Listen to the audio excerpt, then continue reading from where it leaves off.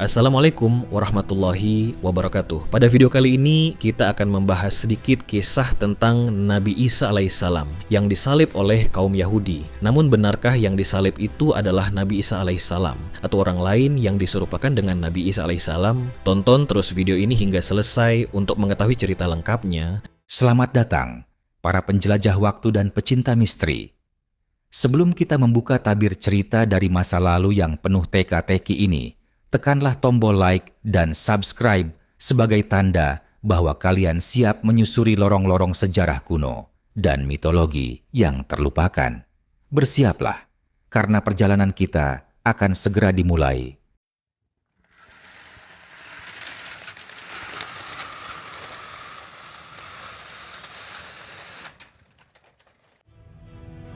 Nabi Isa alaihissalam diutus oleh Allah Subhanahu wa Ta'ala untuk kaum yang terkenal dalam sejarah manusia sebagai kaum pembangkang, sombong, iri, dengki, melampaui batas, dan gemar membunuh para nabi.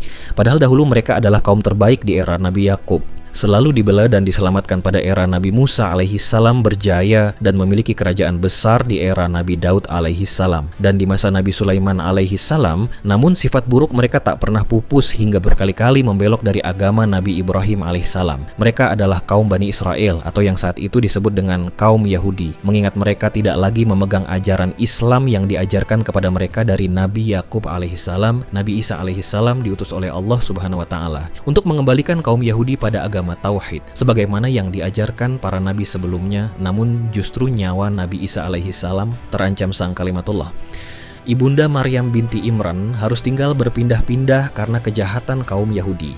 Mereka bahkan menjalin kerjasama dengan seorang raja kafir, yakini gubernur dari kerajaan Romawi di Damaskus, untuk membuat konspirasi pembunuhan Nabi Isa alaihissalam. Alasan kaum Yahudi membenci Nabi Isa alaihissalam sangat tidak masuk akal, yakini hanya karena kesombongan dan kedengkian mereka terhadap Nabi Isa alaihissalam yang diyakini sebagai nabi utusan Tuhan oleh beberapa kaumnya pada masa itu. Mereka enggan meyakini Nabi Isa alaihissalam dan kitab suci Injil yang dibawanya. Mereka juga enggan mengikuti Nabi Isa alaihissalam karena para pengikut sang nabi kebanyakan berasal dari orang miskin kaum Yahudi yang sombong, tentunya enggan menjadi pengikut Nabi Isa alaihissalam karena mereka tidak mau harus duduk sedarjat bersama kaum duafa. Hingga kemudian konspirasi pembunuhan Nabi Isa alaihissalam pun dimulai. Dewan Sinagong tertinggi kaum Yahudi Sanhedrin bahkan turut serta dalam konspirasi tersebut. Bersamanya para pendeta tertinggi kaum Yahudi menggelar pertemuan untuk menyusun rencana pembunuhan Nabi Isa alaihissalam.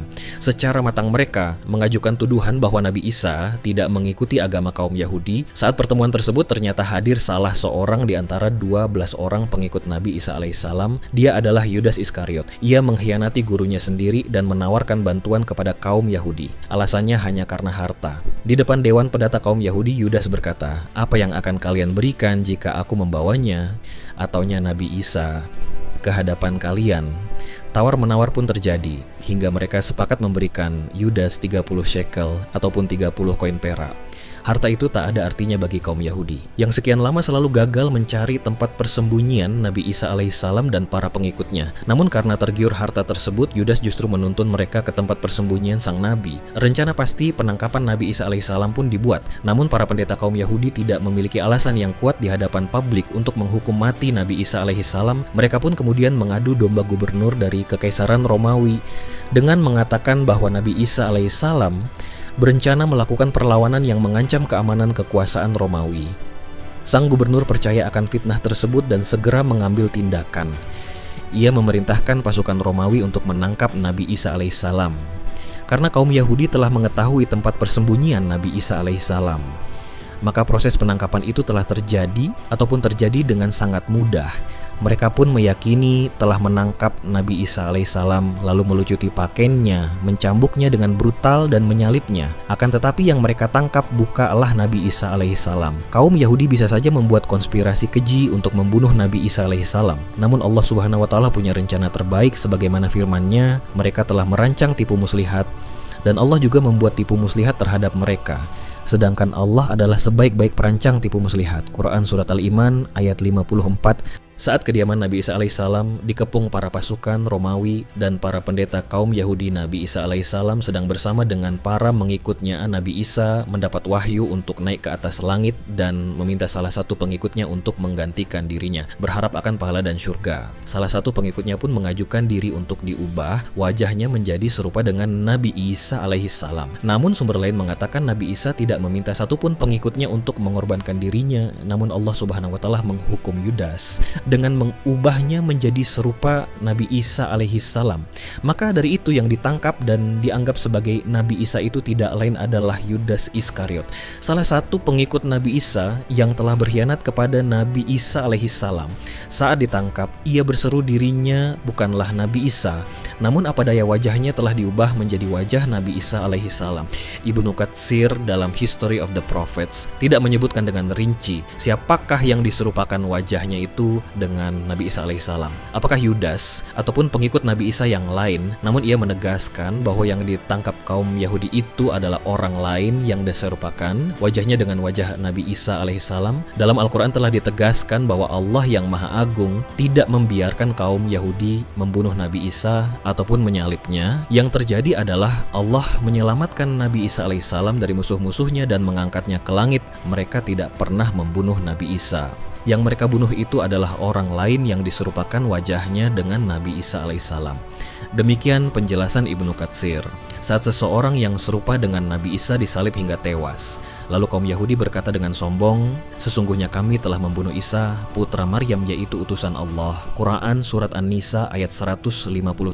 Padahal sebelumnya saat pengepungan tempat persembunyian Nabi Isa alaihissalam, mereka meragukan sendiri apa yang mereka rencanakan. Saat menangkap seseorang berwajah Nabi Isa, mereka para kaum Yahudi telah menghitung para pengikut Nabi Isa yang keluar dari tempat sang utusan Allah tersebut. Ternyata mereka hanya menghitung 12 orang yakini sejumlah pengikut Nabi Isa. Saat itu mereka ragu karena seharusnya ada 13 orang jika dihitung bersama dengan Nabi Isa. Alhasil mereka ragu-ragu dengan orang yang mereka tangkap. Apakah benar-benar Nabi Isa atau bukan? Allah mengungkapkan keraguan mereka di dalam Al-Quran.